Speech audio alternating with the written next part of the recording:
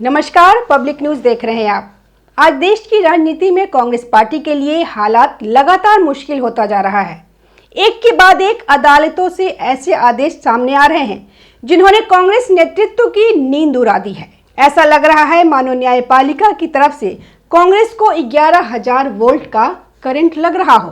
पहले राहुल गांधी, फिर सोनिया गांधी, फिर प्रियंका गांधी वाड्रा और अब सीधे कांग्रेस अध्यक्ष मल्लिकार्जुन खड़गे। अदालतों के निशाने पर कांग्रेस का शीर्ष नेतृत्व आता दिख रहा है। इन लगातार कानूनी झटकों से कांग्रेस पार्टी के भीतर भारी बेचैनी है।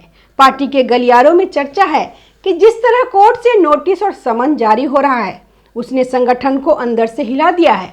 और अब सबसे बड़ी खबर यह है कि कांग्रेस अध्यक्ष मल्लिकार्जुन खड़गे खुद एक बड़े कानूनी पचड़े में फंस गए। दिल्ली की राउज एवेन्यू कोर्ट से उनके खिलाफ ऐसा नोटिस जारी हुआ है जिसने पूरे कांग्रेस खेमे में खलबली मचा दी है। दरअसल यह पूरा मामला 2023 के कर्नाटक विधानसभा चुनाव प्रचार के दौरान दिया गया एक विवादित बयान है। उस समय चुनावी मंच से मल्लिकार्जुन खड़गे ने प्रधानमंत्री नरेंद्र मोदी और केंद्रीय गृह मंत्री अमित शाह के खिलाफ ऐसी भाषा का इस्तेमाल किया जिसे अदालत में आपत्तिजनक और अभद्र बताया गया। राजनीतिक मंचों पर विरोधियों की आलोचना करना लोकतंत्र का हिस्सा है, लेकिन आलोचना की भी एक सीमा होती है। जब वह सीमा टूटती है तब मामला अदालत तक पहुंचता है। खड़गे के मामले में भी यही हुआ। उनके इस बयान के बाद अदालत में शिकायत दर्ज की गई। शुरुआत में इस मामले को खारिज कर दिया गया था, जिससे कांग्रेस नेताओं को लगा कि शायद अब कोई बड़ी मुश्किल नहीं आने वाली। लेकिन बाद में यह मामला दोबारा दिल्ली की राउज एवेन्यू कोर्ट पहुंचा, जहां अदालत ने इसे गंभीर मानते हुए संज्ञान लिया और अब मल्लिकार्जुन खड़गे को नोटिस जारी कर दिया गया। दिल्ली की राउज एवेन्यू कोर्ट ने खड़गे को स्पष्ट निर्देश दिया है कि वे अपने बयान को लेकर अदालत में पेश होकर जवाब दें। कोर्ट ने उनसे पूछा कि जब वे देश की सबसे पुरानी पार्टी के अध्यक्ष जैसे संवैधानिक और जिम्मेदार पद पर बैठे हैं, तब प्रधानमंत्री और गृह मंत्री जैसे पदों पर आसीन लोगों के खिलाफ इस तरह की भाषा का इस्तेमाल कैसे उचित ठहराया जा सकता है। कोर्ट ने इस मामले की अगली सुनवाई 27 फरवरी तय की है और उससे पहले खड़गे से लिखित जवाब मांगा गया है। यह कांग्रेस के लिए सिर्फ कानूनी नहीं बल्कि राजनीतिक संकट भी बन चुका है। दरअसल कांग्रेस पहले ही कई कानूनी मामलों से जूझ रही है। राहुल गांधी की मानहानि मामले में सजा और संसद सदस्यता का जाना, सोनिया गांधी और प्रियंका गांधी वाड्रा से जुड़े मामले, नेशनल हेराल्ड केस, इन सब ने पार्टी को पहले ही बैकफुट पे डाल दिया। अब जब पार्टी अध्यक्ष खुद कोर्ट के नोटिस के घेरे में आ गए हैं तो कांग्रेस के लिए यह और एक बड़ा झटका माना जा रहा है। पार्टी के भीतर यह सवाल उठने लगा है कि आखिर क्यों कांग्रेस के नेता बार बार ऐसी बयानबाजी करते हैं जो उन्हें अदालत के कटघरे तक ले जाती है। कांग्रेस की ओर से हमेशा की तरह इस बार भी यह तर्क दिया जा रहा है कि देश में अभिव्यक्ति की स्वतंत्रता खतरे में है। पार्टी नेताओं का कहना है कि लोकतंत्र में सरकार की आलोचना करना उनका अधिकार है और उन्हें इसके लिए निशाना बनाया जा रहा है। लेकिन सवाल यह है कि क्या अभिव्यक्ति की स्वतंत्रता का मतलब किसी के खिलाफ अपमानजनक और अमर्यादित भाषा का इस्तेमाल करना भी है? क्या राजनीतिक आलोचना और व्यक्तिगत अपमान के बीच कोई फर्क नहीं होना चाहिए? 2023 के कर्नाटक विधानसभा चुनाव प्रचार के दौरान खड़गे ने प्रधानमंत्री नरेंद्र मोदी और अमित शाह के खिलाफ तीखे और आपत्तिजनक शब्दों का प्रयोग किया था। चुनावी गर्मी में दिए गए इन बयानों को उनके समर्थकों ने राजनीतिक जोश बताया, लेकिन विरोधियों ने इसे लोकतांत्रिक मर्यादाओं का उल्लंघन कहा। यही बयान बाद में कोर्ट तक पहुंचा और अब उसी की वजह से खड़गे को नोटिस जारी किया गया। अदालत का कहना है कि सार्वजनिक मंच से दिए गए ऐसे बयान समाज में नफरत और विभाजन को बढ़ावा दे सकता है, इसलिए इन्हें नजरअंदाज नहीं किया जा सकता। इस केस की खास बात यह है कि पहले इसे दिल्ली की 30 हजारी कोर्ट ने खारिज कर दिया था। उस समय कोर्ट ने शिकायत पर संज्ञान लेने से इनकार कर दिया था। इससे पहले नेताओं को यह लगा कि मामला खत्म हो गया है, लेकिन शिकायतकर्ता रविंद्र गुप्ता ने इस फैसले को चुनौती देते हुए दिल्ली की राउज एवेन्यू सेशन कोर्ट का दरवाजा खटखटाया। उन्होंने दलील दी कि खड़गे का बयान न केवल आपत्तिजनक था बल्कि इससे समाज में नफरत फैलने की आशंका भी थी। अदालत ने इस दलील को गंभीरता से लिया और मामले पर फिर से सुनवाई शुरू की। मल्लिकार्जुन खड़गे कोई साधारण नेता नहीं है, वे कांग्रेस पार्टी के राष्ट्रीय अध्यक्ष हैं। एक ऐसा पद जहां से दिए गए हर बयान का असर करोड़ों लोगों पर पड़ता है। अदालत का मानना है कि जब कोई व्यक्ति इतने ऊंचे पद पे होता है तो उससे और ज्यादा संयम और जिम्मेदारी की उम्मीद की जाती है। कोर्ट ने साफ तौर पे पूछा है कि आखिर खड़गे अपने बयान को कैसे सही ठहराएंगे और वे किस आधार पर यह कहेंगे कि ऐसी भाषा लोकतंत्र की मर्यादा में आती है। इस पूरे मामले ने कांग्रेस की आंतरिक राजनीति पर भी सवाल खड़े कर दिए हैं।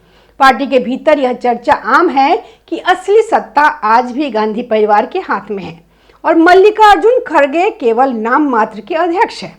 आलोचकों का कहना है कि खड़गे वही बोलते हैं जो पार्टी नेतृत्व तय करता है।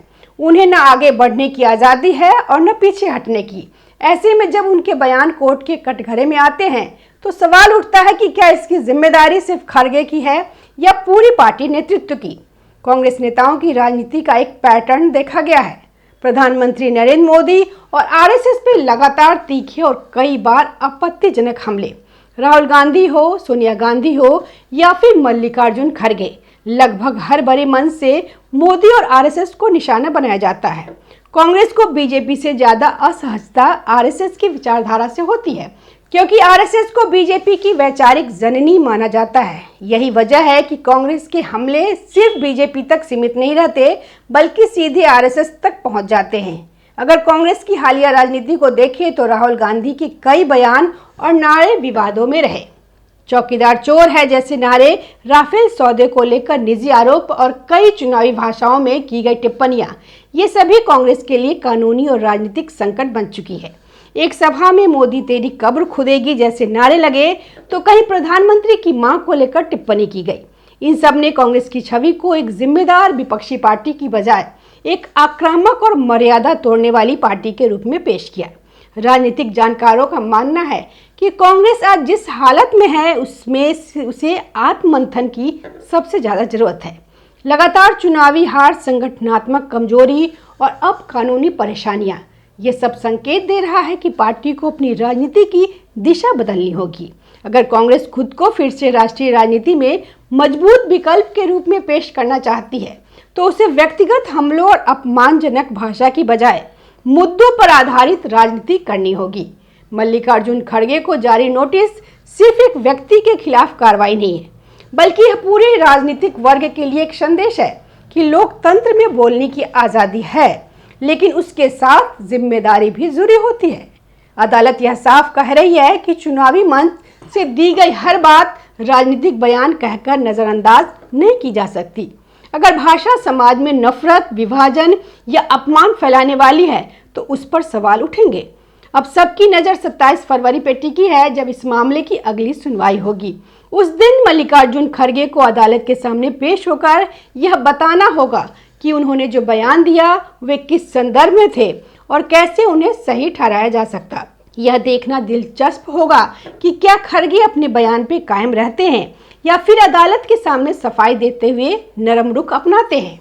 कई राजनीतिक विश्लेषक इसे कांग्रेस के लिए चेतावनी की घंटी मान रहे हैं। उनका कहना है कि अगर पार्टी इसी तरह व्यक्तिगत हमलों और विवादित बयानों को राजनीति करती रही तो वह खुद को और ज्यादा कमजोर करती जाएगी।